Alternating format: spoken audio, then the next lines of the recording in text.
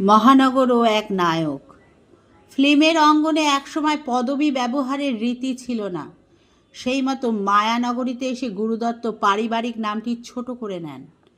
100 বছর আগে যে 9ই জুলাই তাঁর জন্ম, দিনটি ছিল বৃহস্পতিবার। তাই তার নাম ছিল গুরুদত্ত বসন্ত কুমার শিবশঙ্কর পাড়ুকোন। সংস্কার জড়িত কারণে গুরুদত্ত নামটিকেই প্রাধান্য দেয় পরিবার। কিন্তু কখন যে নামকে ভেঙে বাঙালিদের মতো ব্যবহার করতে শুরু করেন জানা যায় না। শোনা যায় উদয়শঙ্করের নাচের দলে বা পুনেতে নৃত্য শিক্ষক সহকারী পরিচালনার কাজ করার সময় ছবির নামলিপিতে নামকে বাঙালিদের মতো করে লেখা দেখে কিচ্ছু বলেননি। কারণ আত্মায় যে বরাবরই বঙ্গত নয়, তাই শুধু আজ নয়, তখন থেকেই মানুষ তাকে বাঙালি মনে করত। এই শহরে তার বড় হয়ে ওঠা সাংস্কৃতিক চেতনার ঋদ্ধি। 20-র দশকের শেষে তার বাবা চাকরি সূত্রে বেঙ্গালুরু থেকে কলকাতায় আসেন।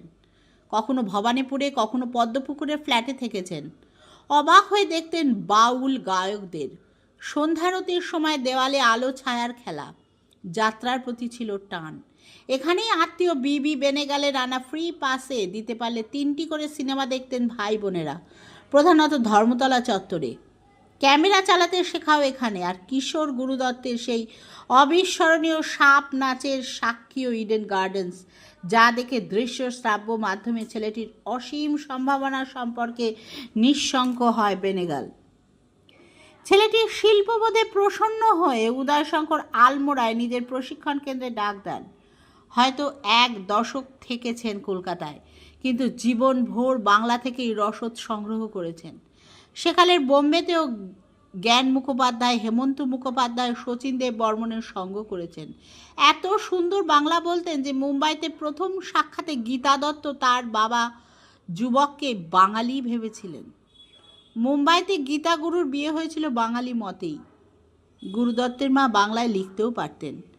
গুরুর টান ছিল বাংলা সাহিত্যের রসাস্বাদনে। গুরুদত্তের ট্রিলজির মধ্যে পিয়াসার প্রেক্ষাপট এই শহর, গঙ্গার ঘাট, গঙ্গার বেঞ্চে বসা বেকার যুবক, হাওড়া ব্রিজ। চরিত্ররাও প্রধানত বাঙালি। আর বিমল মিত্রের কাহিনী অবলম্বনে সাহেব বিবি আর গুলামকে যখন চিত্ররূপ দিলেন প্রযোজক গুরুদত্ত, তখন যেন এক মহাকাব্যের ধাত্রীভূমি হয়ে উঠল এই শহর। ক্ষয়িষ্ণু জমিদার প্রথা, এক্কা গাড়ি, পায়রা, ঝটাপট স্টিমারের ভোগ, সবই তখন শহরের গয়না।